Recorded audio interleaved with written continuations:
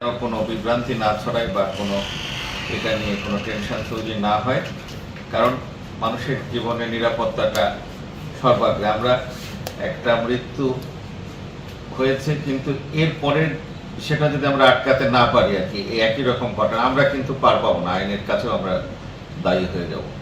আমরা এইটাকে অপসারণ করে একটা নিরাপদ জায়গায় আপাতত রাখবো এবং এখানে একটা সুইটেবল কোনো স্থাপনা আমরা করে ভবিষ্যতে আমরা এটাকে নিয়ে আসার বিষয়ে গবেষকদের বা যারা আমাদের এক্সপার্ট আছেন তাদের পরামর্শ নিয়ে যে শুধু এইভাবে রাখলেই হবে না, সেটার যেন আবার সুস্থ থাকতে পারে, তো সেই এক্সপার্টদেরকে নিয়ে আমরা একটা স্থাপনা করে ততদিন পর্যন্ত এটা আমাদের বন বিভাগের হেফাজতে থাকবে। সেই জীবনটি অমূল্য।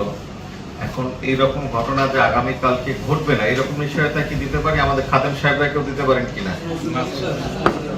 এটা ইতিহাস ঐতিহ্য সব ঠিক আছে, কিন্তু সেটা তো জীবনের চেয়ে বড় নয়, মানুষের জীবনের চেয়ে তো বড় না। এখন এখানে পর্যটকরা আসেন, অন্যতম আকর্ষণ সবই ঠিক আছে, এখানে আসলে অনেকের রুজি রেজেক, এখানে ব্যবসা বাণিজ্য, আবার দোকানপাট আছে, সেগুলি থাকবে। তো আপাতত আমরা এই কুমিরটিকে সরিয়ে একটা নির্দিষ্ট একটা স্থাপনা বা একটা এরকম কেস নির্মাণ করা পর্যন্ত যদি আমরা কুমিরটাকে একটা নিরাপদ আমরা হেফাজতে রাখি, তো এটা তো রাখা যায় নাকি সবাই? আচ্ছা, তো সেক্ষেত্রে আমাদেরকে আমাদের বন বিভাগ কিভাবে হেল্প করতে পারে? আমি কালকেই ওনাকে আসতে বলেছি, উনি আসবেন, আপনার সাথেও দেখা করবেন, আমিও সাথে করবো।